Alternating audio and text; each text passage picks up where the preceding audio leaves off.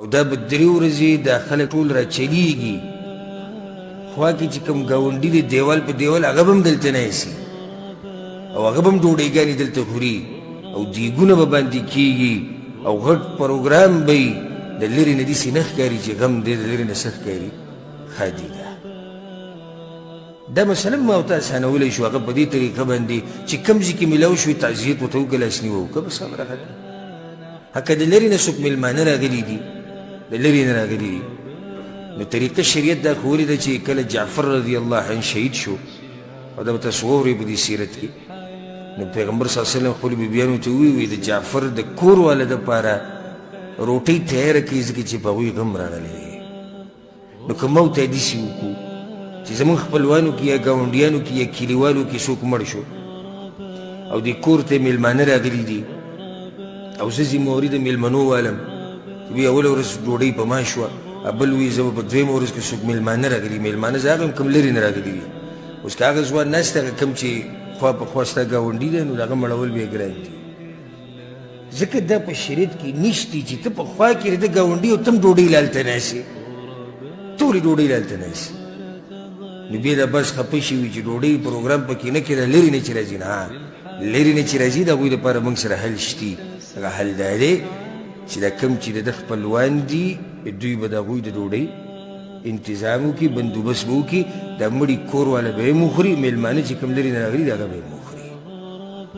او ټول کلی هلته راجمع شوی دی ناست او دی د کوم ځای نه راغلي دي او د خوا کې دي سهار ماښام یې تعیني زمونږ غم دومره ګران شو چې کله په طریقه د پیغمبر صلی الله علیه وسلم نه نو که دا غمونه او دا خادیانې ما ورته د پیغمبر په طریقه کړي هر څه به اسان شي هر څه به اسان شي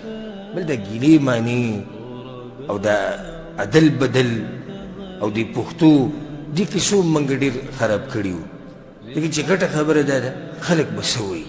دې خلک به څه وایي ټکي زموږ بې بنیاده وایستو خلک به څه وایي اوس پلار یې مړ شو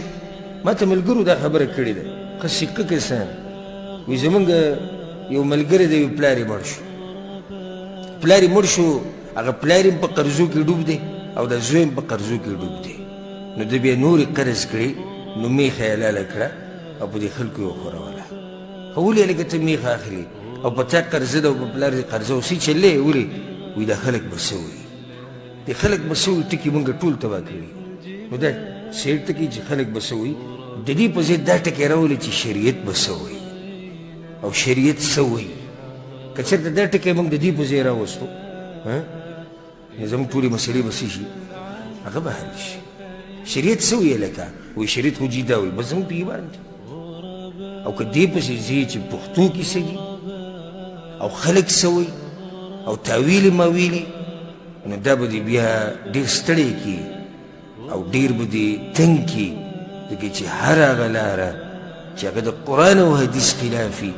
او د قرآن او حدیث لاره نه نو په هغې باندې انسان ستړی کېږي او په هغې باندې کړېږي نو الله دې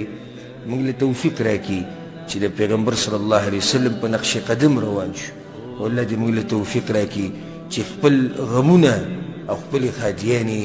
د صحابه کرامو په طریقه باندې وکړو